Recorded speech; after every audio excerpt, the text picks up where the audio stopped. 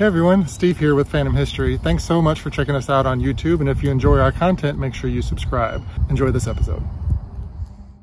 Welcome to this episode of Phantom History. Before you dive in, I wanted to remind you that if you join as a Patreon supporter of the podcast, you will gain access to full interviews featured in this episode, along with some other unique content to thank you for your support. Enjoy.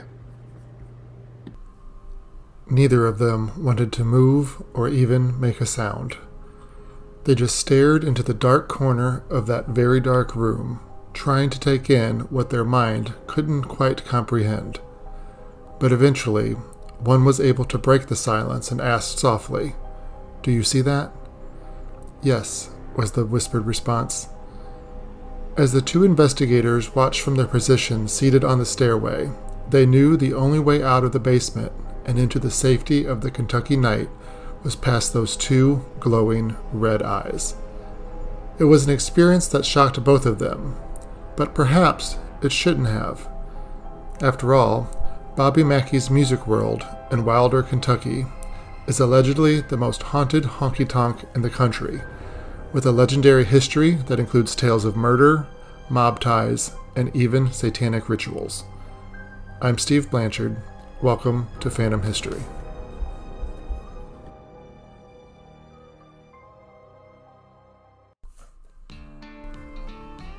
Today, Bobby Mackey's music world in northern Kentucky is a popular destination for country music fans who love drinking beer, dancing the two-step, and of course, socializing. On Friday and Saturday nights, the bar, owned by local music legend and establishment namesake Bobby Mackey, blasts country music of yesterday and a few current hits of today to keep cowboy boots moving across his dance floor. Bobby Mackey has owned his music world since 1978 and has continuously brought his favorite type of music to the rural area for more than 40 years. It's rustic, it's iconic. At first glance, it's a regular American establishment showcasing a brand of entertainment to the people of the country's heartland. Patrons, or at least the regulars, rarely glance up at the large sign that greets them at the front door, telling them to be mindful of the building's sordid past and the urban legends surrounding its subterranean floors. The sign, positioned where every eye can see it, reads, "Warning to our patrons. This establishment is purported to be haunted. Management is not responsible and cannot be held liable for any actions of any ghosts, spirits on this premises." Interestingly, that sign itself is the result of an alleged ghost attack that happened in the bar in 1993. Freelance journalist Asher Elbein explains. But the story of the sign on the outside of the honky tonk is a very good one. And Bobby confirmed it for me. And the story is essentially that there was somebody who was drinking at the bar, not alcohol. Like Bobby said he always came in and he just drank water. He just hung out there. And this guy's sort of hanging out at the bar and drinking water, goes to the gentleman's restroom, gets attacked by a ghost in there, comes out like really shaken and like really furious, and basically tells Bobby Mackey that he just got attacked by a ghost, and what's the big idea? Like having a place where a man can go to the bathroom and get beaten up by a ghost. And Bobby Mackey's like, I'm sorry, I don't know what happened, I'm sorry. And the guy ends up suing him, like taking him to court, for essentially like trying to hold him liable for this ghostly attack that has allegedly occurred. The judge throws the case out of court, tells him to take it up with a higher power, which is very funny. And then Bobby said that he talked to his lawyer, and his lawyer was like, let's just make a sign. Just, you come in here, you acknowledge that this place is allegedly haunted. What happens to you is your responsibility. We don't accept any liability for it. Despite that very clear warning, investigative teams and paranormal researchers are commonly seen within and beneath Bobby Mackey's music world. Stephen Ercantello is a paranormal investigator who has been to the honky-tonk on numerous occasions, and while he says the activity he has encountered is minimal, there is certainly something paranormal going on with the property. To better understand that paranormal energy, it's best to know the history of the land on which the property sits. While reporting on Bobby Mackeys, Osher did his research. It got a lot of different uses. It started out, at least comes into the historical record as sort of as a slaughterhouse. When it was no longer a slaughterhouse, it was renovated into, even before Prohibition, it was sort of renovated into a kind of a speakeasy or a gin joint, maybe some gambling, maybe some prostitution. And then as time went on, the place went through a couple of different phases. So by 1925, it was a distillery, bar, and then at some point it got, in the 1940s, acquired by Buck Brady, who kind of tried to like class it up a little bit and called it the Primrose Club, stopped running it as like a distillery, gambling, prostitution joint, although who knows precisely what services were on offer. But it seems like he was running it as sort of like a slightly more kind of classy place. The story goes that he ended up getting kind of into it with the Cleveland crime syndicate. Like he was running it well enough that actually he was starting to cut into their rackets. And there was a little bit of a contretemps between the racketeers and this guy Brady, where they send this guy out named Red Masterson to kind of convince him that it might be a good idea to sell out and move. Things get kind of out of hand. Brady basically shoots Red Masterson in the leg with a shotgun, and then Masterson refuses to name him in trial as his attacker, and so the whole thing gets thrown out. And then the racketeers basically tell Brady it would be really smart if you went literally anywhere else. Brady decides to go literally somewhere else.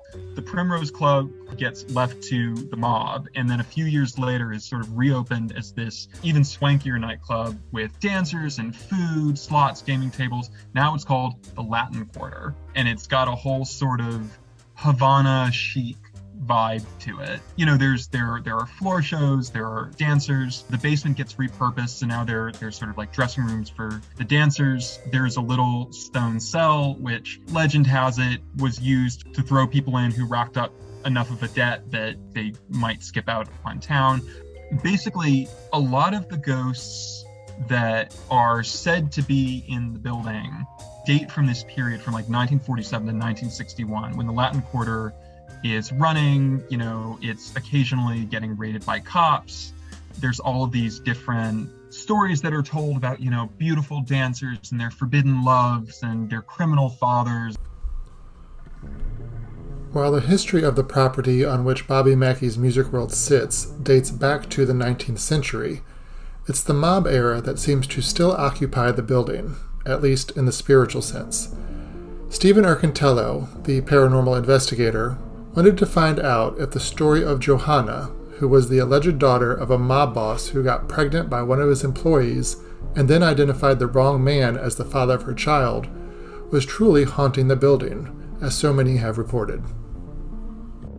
When you're in the basement, you pass the well area a little bit. There's 3 dressing rooms. This is where the ladies used to change and then go up and do whatever they used to do, right? So I went into the first dressing room because Johanna was supposedly the daughter of one of the main owners, a mob boss there, right? She got pregnant by one of the workers of her dad, who, when the dad found out, she who is it? I want to know. I'm going to kill him, because she was underage. She was like 16 or 17, right? Something like that. She lied and said it was somebody else. So her dad had this guy hung, right? Not saying it was the real person, because she didn't want the father of the baby to die. So when I put the noose around my neck at Mackeys, and you can see like behind me, there was the digital voice recorder, and it stays in frame the whole time. I had the noose around my neck. I can't remember what I said, because I'm more focused on not choking myself out with the noose. And I was like, do you want me to die like you died? Or said something crazy, right?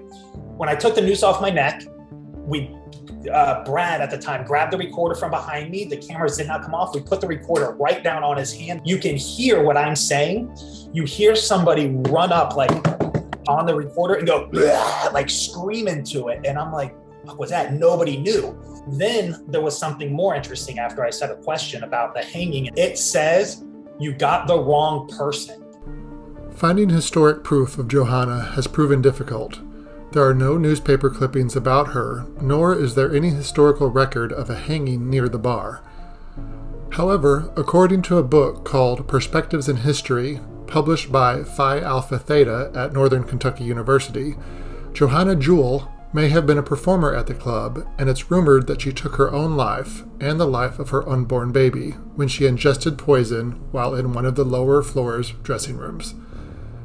Many report seeing Johanna in the building, and Bobby Mackey himself even wrote a song titled after the alleged phantom. They say she leaves a lingering hint of rose perfume throughout the club whenever she makes an appearance, and some investigators say that they have heard sobbing in the lower dressing rooms, only to find that no one is there. While Johanna's legacy remains a mystery, one spirit who some say was the catalyst of the paranormal activity at Bobby Mackey's does appear on the historical record. That's the spirit of Pearl Bryan, who died a tragic death on or near the property long ago in the 1890s. Pearl Bryan, that poor woman in the latest 1800s who was murdered possibly because she was trying to get an abortion, and murdered pretty gruesomely. Like, the story is that they killed her, tried to dismember her in order to hide the body, threw her head in the river. Or some stories also say that her head was thrown down the well. Stephen was drawn to investigate the well because of those stories surrounding Pearl, her head, and what possibly caused the demonic portal that some believe is that well in the basement beneath Bobby Mackey's music world. Those stories originated with a caretaker of Bobby Mackey's named Carl, who shared his experience with Pearl. Stephen elaborates on Carl's experience and his own investigation. Carl, who he was a real person, he actually worked at Bobby Mackey's, lived upstairs in Bobby Mackey's, and he was just a caretaker of the place. He said that he heard this lady downstairs knocking on his door, guiding him to this well. Now, if you've never been to Bobby Mackey, you actually have to walk outside, go down this little hill to get down into that basement area. So it's not completely connected, but once you're in that basement area, you're under Mackey. So he supposedly went down there, started digging where this well now is, and that is what caused all the demon stuff. Did he find a head? No, but this is what caused it all. Like, this is the demonic well, whatever reason he needed, no idea.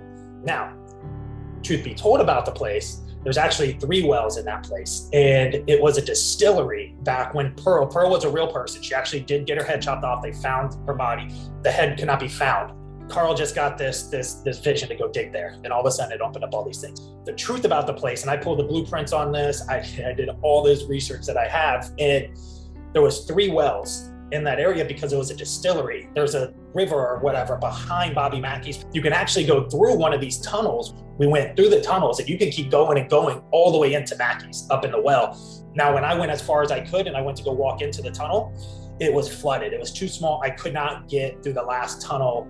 These tunnels and these things were made to actually pump water from the river into Mackey's, so nothing ever drained out.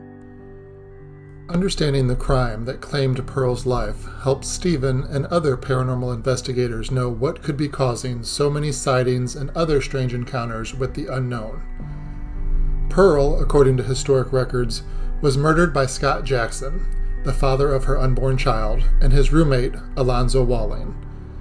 Investigators were unsure if the abortion was attempted, but there was evidence that Pearl ran from her attackers and that she was stabbed repeatedly with a dull knife, possibly a dentistry tool used by Jackson in school, and then she was decapitated. She was identified later by her shoes, which had unique markings. Jackson and Walling were both hanged for the murder, which was dubbed by journalists at the time as the crime of the century. Is the well underneath Bobby Mackey's music world really a gateway to hell, as it's been dubbed?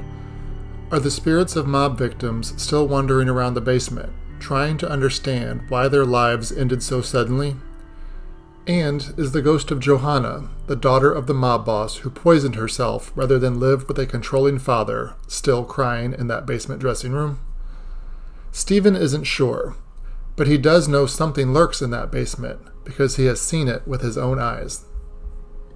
If you're facing the well to the left of you, there's a staircase that goes nowhere. It's called the staircase to nowhere. When in reality, it does go somewhere. It used to be back when the mob people owned it and alcohol was illegal. If cops came in, they would throw the barrels down there. So I'm sitting on the stairs. She's sitting wherever. We're looking at the entrance to coming into the well. And she's like, do you see that? And I was like, I do. I was like, this is crazy. Like, all lights were off. Everything was off. And you could see 2 red eyes just staring at us. I'm getting goosebumps thinking about it. It was creepy. I didn't want to move because it was the only way out was through those red eyes. She was getting scared and nervous, but then she started getting aggressive. After that, she's like, I'll never go back there again. Stephen has been back and plans to return many times in the future to continue his unusual and what some might call unorthodox paranormal investigations. He calls Bobby Mackey's Music World his paranormal home because the staff there seems unbothered by his tactics. Osher hasn't been to the venue since he wrote a piece on the bar for the Bitter Southerner nearly 8 years ago. However, that experience is something he still thinks about, and he says he does plan to return for the ambiance and the interesting characters of Bobby Mackey's Music World, both of legend and of flesh and blood. Yeah, I do kind of want to go back. I'd be curious to go back. It's a weird looking building. You know how there's some buildings that look like they were made for a purpose and they've been fulfilling that purpose? And there are other buildings that look like they've been a lot of things at a lot of different times and they've never been very good at being any of them. The Music World feels the second way. Like, it's not creepy exactly, but it's got that sort of a little bit shabby, like a little bit run down. And there's a sort of a sloping, shambling quality to it. Like, the building sort of looms and slouches at the same time. It's very interesting. Phantom History is written, narrated, and produced by me, Steve Blanchard. If you want to hear more about the experiences Stephen and Osher had at Bobby Mackey's Music World, please consider becoming a Patreon supporter of Phantom History and gain access to full interviews and more bonus content on every episode of the podcast. You can do so at phantomhistory.com. Thank you to freelance writer Asher Albeen, you can find on Twitter at Asher_Albeen, and paranormal investigator Stephen Urcantello for sharing their experiences at Bobby Mackey's Music World with me. Music for this episode was provided by Shane Ivers of Silverman Sound Studios. Please consider following Phantom History on Facebook, Instagram, and TikTok for extra explorations into the paranormal world around us, and please consider giving the podcast a 5-star review on whatever platform you listen on. Thank you.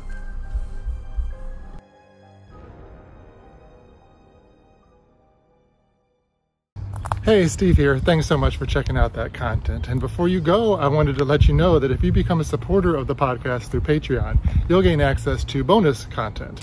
And if you subscribe to our newsletter at phantomhistory.com, we will let you know when that bonus content becomes available and when a new episode drops. And one more thing, I'm always looking for ideas for future episodes. So if you have an experience or a location you think that I should focus on, please let me know through the website, or you can email me directly at podcast@phantomhistory.com.